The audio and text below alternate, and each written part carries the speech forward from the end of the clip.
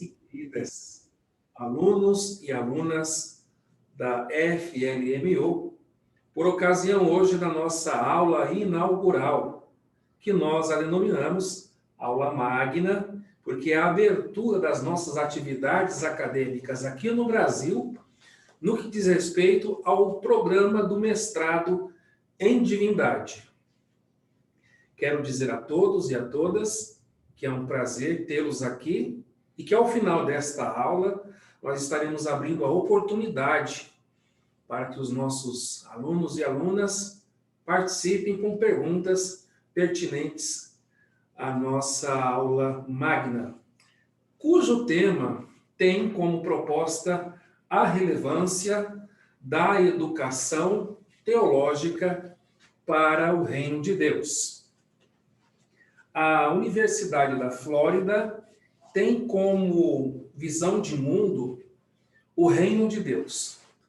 Isto significa que a nossa perspectiva cristã, ela não é exclusivista, voltada para uma placa denominacional, mas pela visão, pela missão e os objetivos da FLMU, o reino de Deus tem prioridade no nosso programa de mestrado em Divindade. Pensando em reino de Deus, temos então a proposta do tema desta aula, que existe uma relevância sobre a educação da teologia para esse reino de Deus. E pensando nessa perspectiva, nós temos uma palavra-chave para a compreensão de como que alcançamos a relevância na educação teológica. Essa relevância, ela é alcançada a partir da seguinte palavra-chave: luz. Eu me recordo do texto do Gênesis, quando Deus Tudo bem, disse, graças a Deus, haja luz. Glória a Deus. Também me recordo de outras passagens bíblicas, quando Jesus disse que Ele é a luz. E ele, apontando para os discípulos, ele disse aos seus discípulos: vós sois a luz. Agora, eu pego a palavra luz e faço uma comparação, uma analogia com a palavra conhecimento. Isso significa que ter luz, a partir dessa analogia que eu faço, é ter conhecimento. E eu pego aqui um texto de autoria de Platão, grande filósofo grego, que disse assim, abre aspas: podemos facilmente perdoar uma criança que tem medo do escuro, mas a real tragédia da vida é quando os homens têm medo da luz. Eu quero glorificar a Deus pela vida do nosso diretor-presidente, reitor, pastor Noah, do nosso diretor administrativo, pastor Léo, através da vinda deles e da chegada da nossa Universidade da Flórida para o Brasil, porque a proposta dessa universidade é exatamente trazer luz, isto é, conhecimento. O texto de Platão fala sobre homens que têm medo de luz, de uma criança que tem medo do escuro. Mas a proposta da Bíblia, conforme o Salmo 119, versículo 105, cujo texto é muito conhecido dos senhores e das senhoras, é lâmpada para os meus pés, é a tua palavra, e luz para o meu caminho. Isso significa que, se luz é conhecimento, o conhecimento que nós propomos no programa de mestrado em Divindade é o conhecimento que é oriundo da palavra de Deus, das Escrituras, da Bíblia. Isso significa que durante os 2 anos de mestrado, o nosso corpo docente, que é altamente qualificado, será instrumento de Deus para trazer um refinamento nas suas pesquisas, nas suas dissertações de mestrado como professores orientadores, no objetivo de trazer luz, conhecimento, pela fonte primária da nossa pesquisa, que é a palavra de Deus, a Bíblia.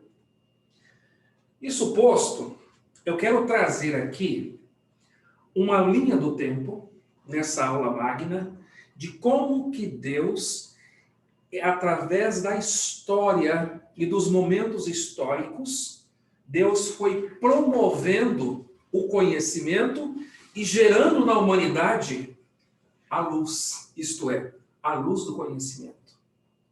Memória e tradição oral na transmissão do conhecimento acerca de Deus. Então aqui a gente traz dois fundamentos importantes para a nossa reflexão. Primeiro fundamento, a questão da memória para o ajuste dessa luz do conhecimento em cada um de nós. Reter no passado e relembrar ou lembrar no presente para a transmissão do conhecimento às gerações futuras. Olha que coisa extraordinária. O nosso programa de mestrado em divindade vai trabalhar, os nossos professores vão trabalhar juntamente com o corpo discente, que são os nossos alunos, no que tange ao exercício da memória reflexiva, no objetivo de formar os pesquisadores mestres e mestras em divindade, certificados e qualificados, para produzir conhecimento bíblico e teológico, no objetivo de trazer um impacto. E esse impacto ele vai ser reverberado nas gerações futuras. Então, o que vamos produzir de conhecimento, de luz, de reflexão teológica no nosso mestrado em divindade, isto vai resultar em frutos para as gerações futuras. Não apenas a ferramenta da memória é relevante na produção de conhecimento, mas a tradição oral. Vejam que nós temos uma passagem aqui na nossa tela, que é nomes elencados a partir da geração de Sete, a geração pré-diluviana. Temos os nomes de Adão, Sete, Enos, Quenã, Maalalel, Jared, Matusalém, Lameque, Noé, Sem, Arfaxade, Salá, Eber, Peleg, Reu, Serug, Naor, Tera, Abrão, Isaac, Jacó, Levi, Coate, Anrão e Moisés. Então nós temos uma geração aqui pré-diluviana, que antecede Noé, e a geração pós-diluviana, que é uma geração piedosa. E a gente faz o corte temporal em Moisés, porque antes de Moisés, a transmissão do conhecimento se dava por tradição oral. Pois Moisés é considerado o primeiro escritor, autor da palavra de Deus. Ou seja, o Pentateuco, Gênesis, Êxodo, Levítico, Números e Deuteronômio, é reconhecido pelos teólogos, eruditos estudiosos, de autoria de Moisés. Mas, antes de Moisés, Deus trabalha no decurso da história com a transmissão do conhecimento através da tradição oral. Ou seja, o que Adão passou para Sete, Sete passou para Enos. E o que Enos oralmente passou para Cainã, assim sucessivamente, a luz do conhecimento foi sendo transmitido de pai para filho e assim por diante. Nesse sentido, nós queremos destacar agora que esse conhecimento que trabalhava apenas com as questões da memória e da tradição oral, precisou ser formatado, institucionalizado E essa institucionalização do conhecimento, a luz do conhecimento, se dá a partir das Escrituras, da Bíblia, da Palavra de Deus, a partir de Moisés.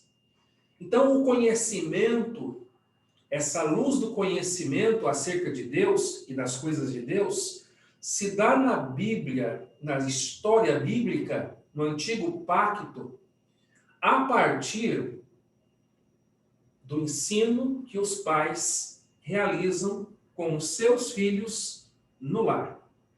O texto de Deuteronômio 6, verso 7, é muito claro quando diz assim: e as intimarás aos teus filhos, e delas falarás assentado na tua casa, andando pelo caminho, deitando-te e levantando-te.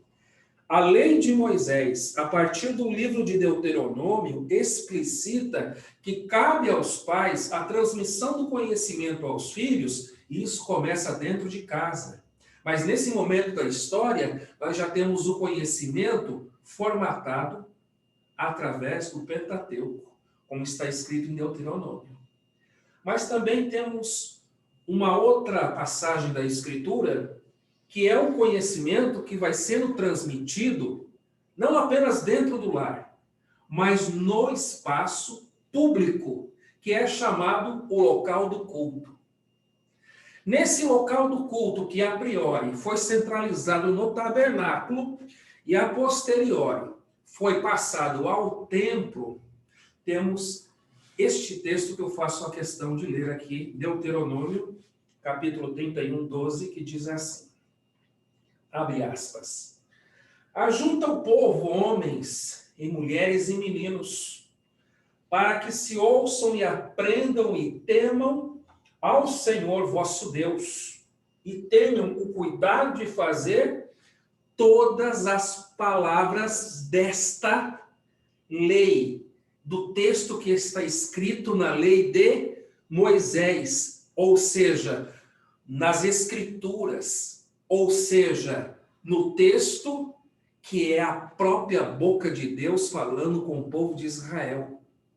A luz do conhecimento, então, aqui alcança a esfera doméstica do lar e a esfera pública do local do culto. Assim sendo, a história vai passando. E Deus é o Deus da história. E nessa história bíblica do Antigo e do Novo Testamento, nós temos o conhecimento perpassando a época da monarquia. Nós temos os reis de Israel, Reino do Norte, os reis do Reinado do Sul, de Judá, que foram os reinados que sucederam o período da monarquia unida. A nação de Israel se dividiu nesses dois reinos.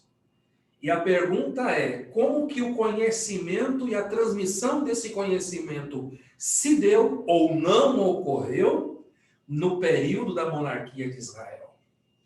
Então eu trago aqui dois textos que vai jogar luz nesta reflexão. Primeiro texto. 2 Crônicas 15, verso 3, é um texto que mostra um pano de fundo histórico na época do rei Asa. Como que era o conhecimento acerca de Deus na época do rei Asa? Então aqui nós colocamos um subtítulo, Asa e as trevas do desconhecimento. Lembra do texto de Platão que eu li no início? Sobre as trevas? Então, trevas está associado ao desconhecimento e a luz está associada ao conhecimento. No caso de Asa, o texto bíblico diz assim, abre aspas, Israel esteve por muitos dias sem o verdadeiro Deus e sem sacerdote que o ensinasse. E também, o que estava faltando lá? Estava faltando a lei, a palavra. as Escrituras. Meus amados, queridos alunos e queridas alunas, essa ausência de professor para ensinar no culto judaico, que é a presença do sacerdote, a ausência da palavra no culto, porque não tinha lei, e uma geração de israelitas que por muitos dias vivem sem o verdadeiro Deus, produziu as trevas do desconhecimento. Todavia, Deus levantou uma geração a partir de um outro rei, chamado Josafá. E com Josafá, parece que eu vejo Josafá clicando no interruptor, porque ele chegou assim, num ambiente, e a sala estava escura. Mas Josafá clicou no interruptor, e ele trouxe luz para a nação de Israel, que andava em trevas. O texto é 2 Crônicas 17, verso 9, que diz assim, abre aspas, e ensinaram em Judá, ensinamento, é o que faremos aqui no nosso programa de mestrado em divindade. Tinham consigo o livro da lei, vejam, tinham, não é uma pessoa que tinha, a nação de Israel tomou posse da palavra e rodearam todas as cidades de Judá, todas as cidades foram cercadas no conhecimento da palavra. E o texto finaliza, e ensinaram entre, isto é, no meio do povo, e as trevas foram dissipadas, e a luz do conhecimento fluiu entre o povo de Israel. Por esta razão, nós temos um período, que é o período do cativeiro babilônico, quando cumpre-se a profecia de Jeremias, e Nabucodonosor invade a cidade santa e leva os judeus para o exílio, que durou 70 anos. Então, antes do cativeiro babilônico, o culto estava centralizado, primeiramente no tabernáculo, na época de Moisés, e a partir da época de Salomão, no templo que foi construído por Salomão. Mas com a invasão de Nabucodonosor na Terra Santa, Jerusalém, o templo foi destruído. E os judeus levados cativos para o exílio.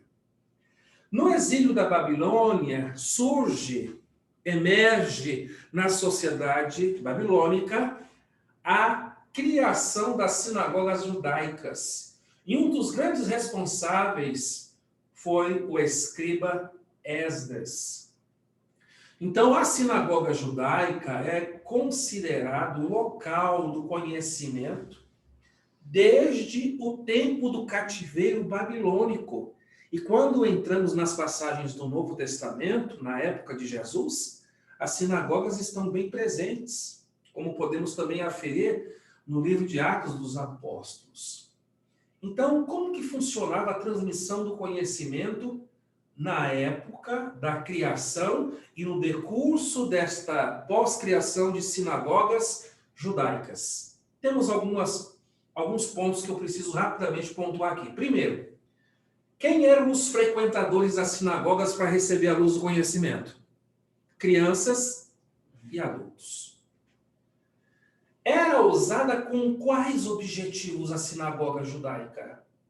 Número 1, como escola bíblica. Número 2, como casa de culto. E, finalmente, como uma escola pública. Bem, os dias que aconteciam essas reuniões na sinagoga judaica para a transmissão do conhecimento eram: na segunda-feira, como funcionava a liturgia? Oração e leitura das Escrituras. Na quinta-feira, segue-se a liturgia da segunda, ou seja, repete. O que faz na quinta, o que faz na segunda-feira se repete na quinta.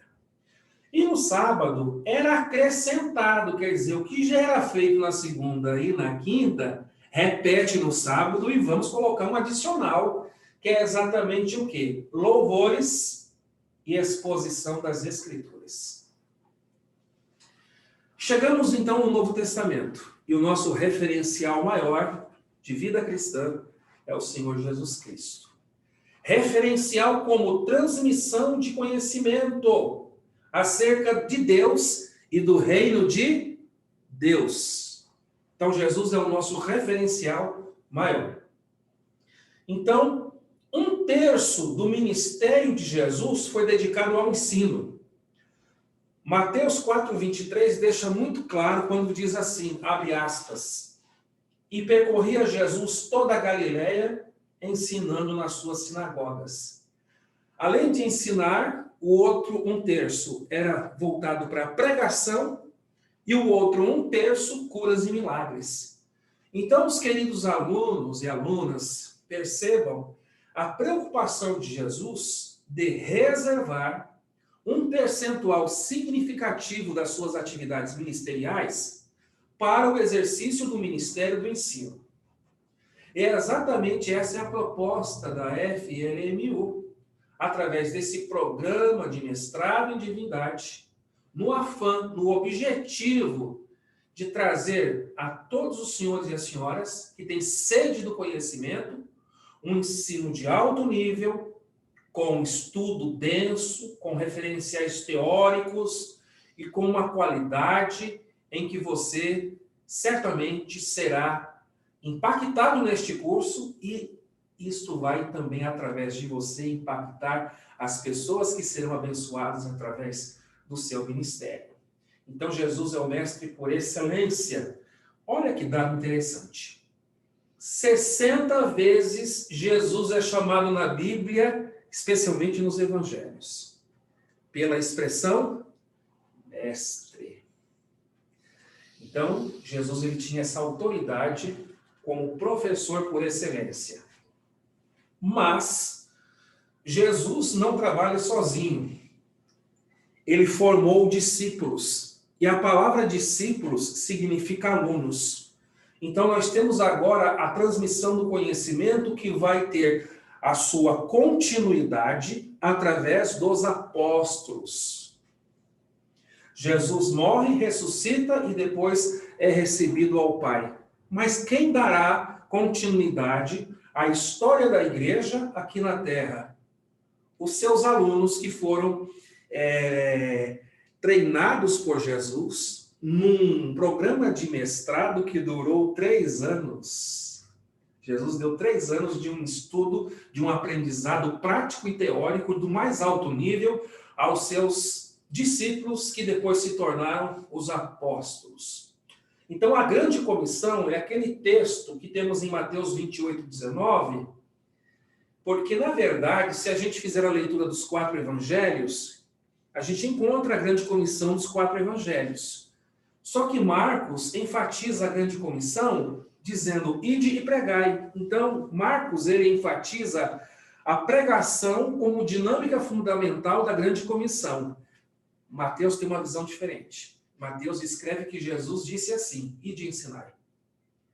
Então, na grande comissão, segundo Mateus 28:19, quando Jesus diz, ide e ensinai as nações, ele está exatamente enfatizando que a igreja relevante e que produz uma educação teológica relevante para o reino de Deus, não pode apenas pregar, mas deve obrigatoriamente exercer o ministério do ensino da palavra, porque nós precisamos fazer discípulos, e os discípulos são formados não com a pregação, eles são formados com o ensinamento.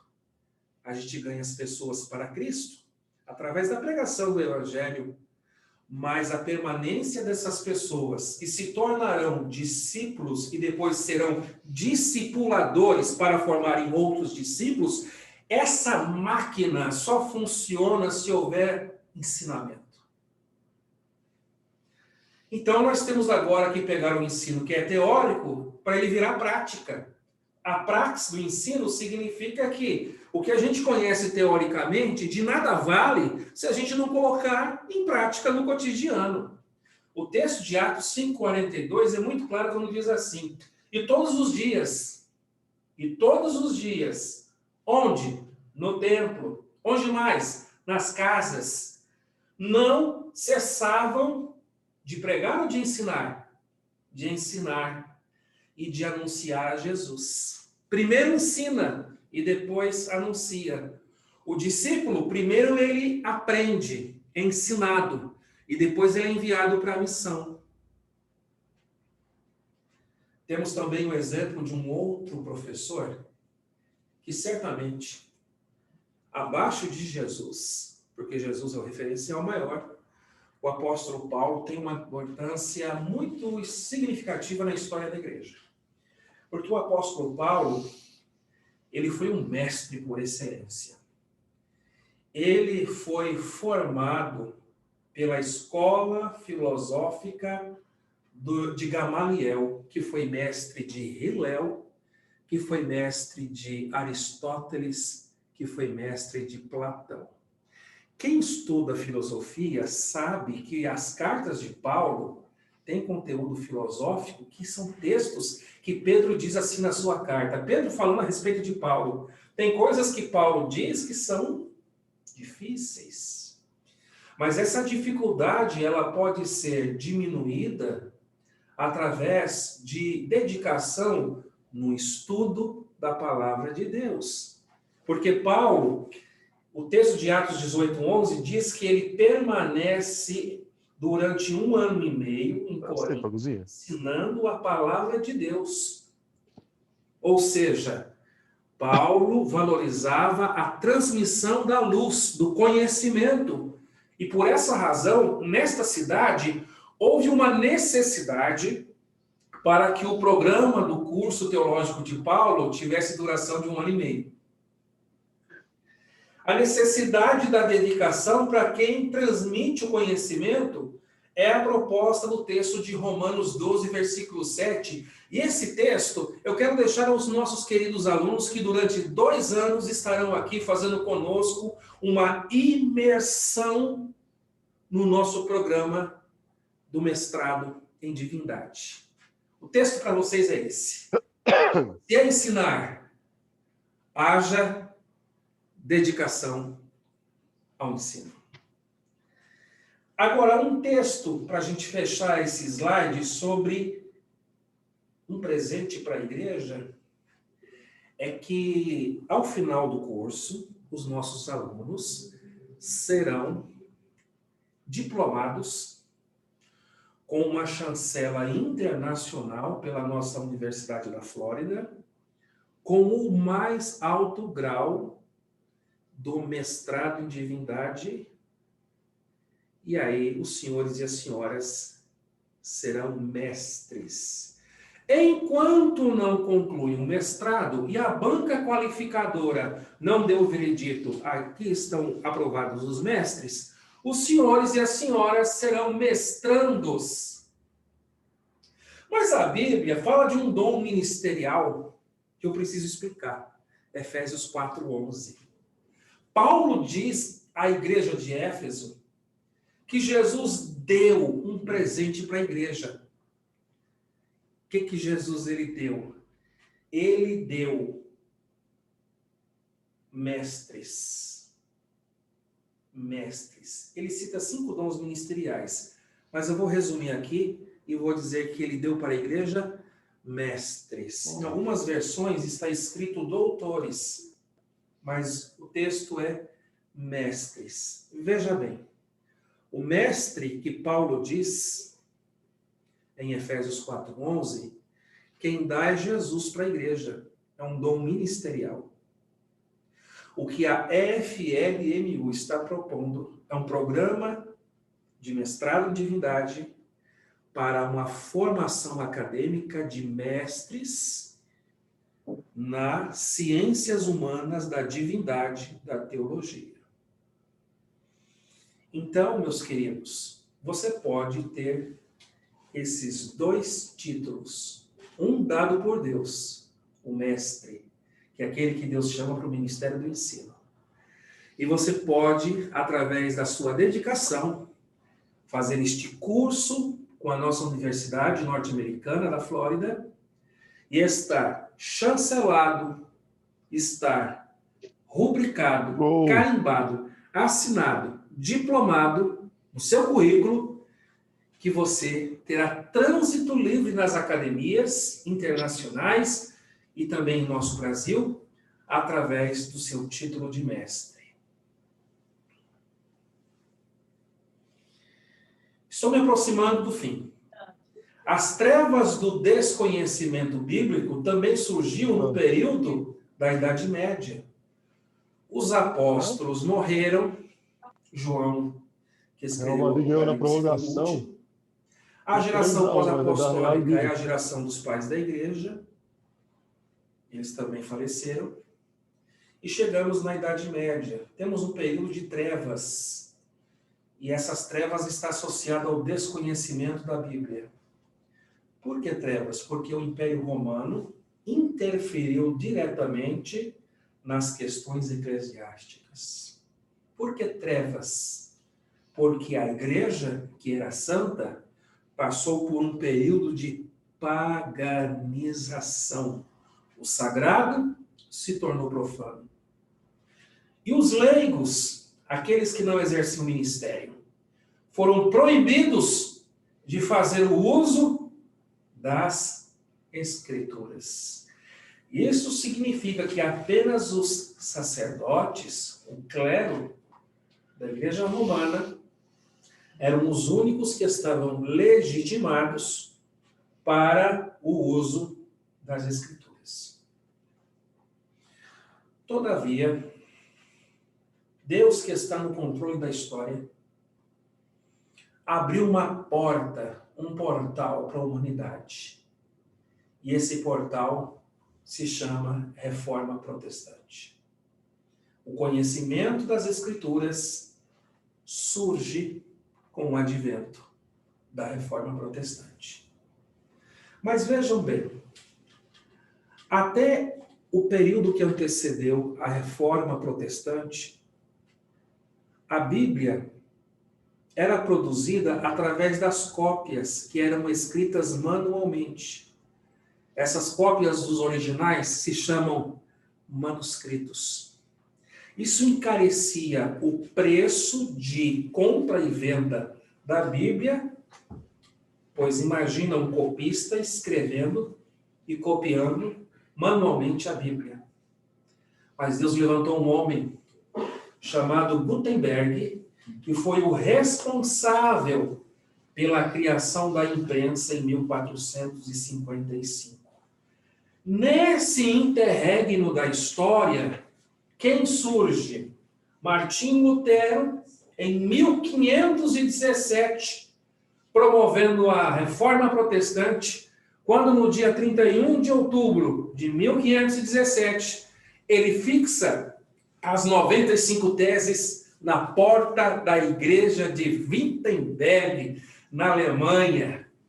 E então, com a imprensa criada por Gutenberg, e agora a Reforma Protestante com Martinho Lutero, a Bíblia vai ser o primeiro livro impresso. Isso vai promover um efeito exponencial no mundo, começando na Alemanha e reverberando na Europa, para que a Bíblia seja produzida e a circulação da Bíblia alcance as pessoas. E as pessoas vão se interessar pela alfabetização para aprender a ler e ler. Não apenas a palavra de Deus, mas todo o conteúdo disponível para leitura. A geração pós-Martinho Lutero, para formatar esse conhecimento, que é luz, promoveu 5 pilares, que é chamado os 5 pilares da Reforma Protestante, que é exatamente a luz do conhecimento. O sola fide, que significa somente a fé, o sola gratia, que é somente a graça, o sola Christus, que é somente Cristo, o soli deo gloria, que é glória somente a Deus, e o sola Escritura, que significa somente a Escritura, é a nossa única regra de fé e conhecimento. Chegamos finalmente no Brasil. Como que se dá a produção do conhecimento teológico para que o reino de Deus alcance a nossa pátria tupiniquim? Então, em 1855, o movimento da Igreja Congregacional no Brasil chega no Rio de Janeiro, em Petrópolis, para instituir ensino da palavra de Deus através da escola bíblica dominical. O movimento da Igreja Presbiteriana no Brasil tem a sua importância através de atividades de pastores missionários presbiterianos em 1870. E a partir da Igreja Presbiteriana em nosso Brasil, a direção da Igreja Presbiteriana associa não apenas evangelho, mas educação na esfera teológica e secular e a criação da Universidade Mackenzie. Temos em 1881 a chegada do movimento metodista no Brasil. E nós temos em 1881, nessa época, a criação do Colégio Metodista em Piracicaba, interior do estado de São Paulo. Ou seja, a mesma visão protestante dos presbiterianos para pregar o evangelho e criar uma universidade, como foi o caso da Mackenzie, assim foi a mesma visão da liderança da Igreja Metodista, não apenas na questão de pregar o evangelho e fazer missões, mas trazer um ensinamento secular através de uma escola que é regularizada e reconhecida pelos órgãos competentes das secretarias de Estado do nosso Brasil.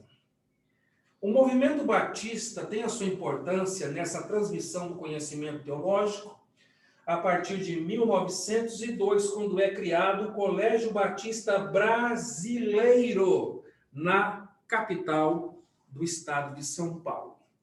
E eu faço um recorte temporal até o ano de 1958, quando as Assembleias de Deus, através do casal João Colenda e Ruth Doris, criam em Pindamonhangaba, no Vale do Paraíba, em São Paulo, o IBAD, que é o Instituto Bíblico das Assembleias de Deus.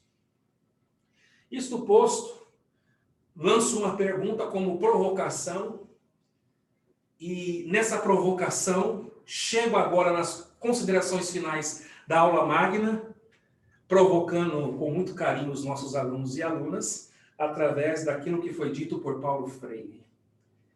Ensinar não é transferir conhecimento, mas criar a possibilidade para a sua própria produção ou a sua construção. O mesmo autor diz: educação não muda o mundo, a educação muda as pessoas. E as pessoas mudam o mundo. Agora, o profeta Oséias, para fechar com chave de ouro, ele enche o peito de ar e diz: conheçamos e prossigamos em conhecer ao Senhor. Sabe por que você não se contentou em ficar com o teu bacharel e você entrou no mestrado? Porque além de você ter o conhecimento, você quer prosseguir no conhecimento. Então, só me resta dizer neste momento o meu muito obrigado. Deus abençoe a todos e a todas. E estamos à disposição para que vocês façam algumas perguntas, se assim desejarem. Quero convidar aqui os nossos diretores para que fiquem à vontade. Nosso presidente, diretor-presidente, pastor Noah Rosa. Professor Éder, excelente aula introdutória desse programa. E essa é a nossa vertente principal: trazer luz através do conhecimento. Os professores que estarão com vocês aqui, como o pastor Éder, outros pastores, doutores, preparados, estarão dando essa direção, né? estarão ajudando vocês, instruindo a vocês como chegar à sua conclusão. A construção será dos alunos, né? Exatamente. Não é, professor? Sim. A construção será sua. E nós, da universidade, estaremos aqui para te trazer esta orientação. Eu vejo, professor, que as pessoas às vezes são muito levadas, né, emocionalmente, por palavras que dirigem as suas vidas, até em termos referentes a Deus, sem ter o conhecimento para debater aquilo. Eu fiquei muito chocado com uma verdade que eu ouvi de um grande pregador, um grande ensinador, que ele disse que nós, cristãos, somos a religião que menos sabemos defender a nossa fé. Impactante isso, né? Impactante. Nós não sabemos defender. Por quê? Vivemos muito, perdoe alunos, mas vivemos muito no emocional, naquele momento da emoção, e não nos aprofundamos, não somos bereanos, que levam o que ouviu para casa e vai em casa ver se aquilo é uma verdade mesmo, né? Vai em casa ver se aquilo é verdade. Então, nosso papel como universidade, como professores, mestres, é te dar direção para que você chegue à sua conclusão. Você seja esse cristão bereano que leve para casa a instrução e chega lá e busca daquilo que você ouve para dizer isto é uma verdade pura. Porque ela não está num texto, ela está no conceito, no contexto da Escritura, né? Então, esse é o nosso desafio. Que esse tempo seja um tempo de mergulhos profundos nas Escrituras, professor, para ajudar esses nossos alunos, queridos irmãos, de tantos lugares, né? Diferentes lugares, que estarão nos acompanhando presencialmente aqui e também à distância. Deus abençoe, estamos aqui para ajudar a vocês. Eu não sei se tem alguma pergunta, se tiver, professor, pastor Léo, nos ajude aqui a responder. Um abraço, né, para o Bispo André, que está assistindo a aula de hoje, a Caroline, o Cláudio, que está assistindo com a gente, o Gilberto, a Jaqueline e também a Sônia. Sejam todos bem-vindos, obrigado pela participação. Nós temos uma pergunta do Cláudio, ele tem a seguinte dúvida: cada módulo, pelo que eu vi, dura em média 2 meses. Durante cada módulo teremos alguma aula presencial? A essa pergunta, o senhor pode responder, professor? Quero agradecer a pergunta e dizer que as disciplinas, cada disciplina será lecionada mensalmente, ou seja, dentro de um mês, nós teremos um professor lecionando a sua respectiva disciplina. As aulas, elas serão online e nós criaremos um grupo WhatsApp ainda nesta semana, onde os alunos matriculados serão inseridos neste grupo para receberem todas as informações do nosso conteúdo, da nossa metodologia e da nossa proposta de aula, que será a primeira na próxima quarta-feira, às 19h30. Neste grupo do WhatsApp, os senhores e as senhoras receberão o link para ter o acesso a esta aula, que será a nossa primeira aula. E já vou aqui passar para vocês, pastor Léo, pastor Noah, a disciplina que nós estaremos ministrando na próxima quarta-feira, que é o Seminário Interno de Pesquisa. Essa disciplina é a disciplina-chave para nós darmos aos senhores e às senhoras como que se processa a produção, como se faz a construção de uma pesquisa de dissertação de mestrado. Excelente. Uma pergunta que eu trouxe, eu creio que eu vou fazer ela dentro daquilo que me passaram um capelão nosso. Quem pode, então, já se inscrever para o mestrado tem que já ter feito o bacharel. Exatamente. Alguns alunos, professor, pastor Noah, perguntam se existe um curso específico que eles tenham feito para a gente aceitá-los como aluno. Não há nenhuma restrição. Você pode ter nível superior em exatas, humanas ou biológicas, não importa qual é a sua área, mas tendo um nível superior, você pode ingressar no mestrado em teologia. Então, quem não ainda pode fazer o mestrado, pode se inscrever, e no início de junho, nós vamos iniciar o bacharel. Então, no bacharel, todos aí podem se inscrever. Exatamente. E o bacharel traz as matérias básicas, essenciais, e depois as especializações. Não é assim, pastor Léo? Sim, as habilitações nas 3 áreas, né? Aconselhamento, teologia e capelania. Sim. E temos como muito especial esse programa de conselheiros, que é um programa será ministrado em 12 módulos, e todos, até aqueles que já são bacharéis podem se inscrever, os que já são mestres podem se inscrever, que é um programa especial para aqueles que querem trabalhar na área de aconselhamento. Então, a universidade está aqui para atender vocês. Você vai entrar em contato com o pastor Léo, com o pastor Éder, comigo, para tirar as dúvidas, e nós queremos te dar muito bem-vindo, que seja um tempo muito produtivo na sua vida e de muita alegria, porque isso vai trazer luz para te ajudar a prosseguir. O Cláudio, ele tem interesse sim, será certamente uma bênção. Quanto à documentação e valores, vocês trarão no grupo de WhatsApp como devemos proceder. Cláudio é o pastor Léo, pode ficar tranquilo que eu vou entrar em contato com você, tá?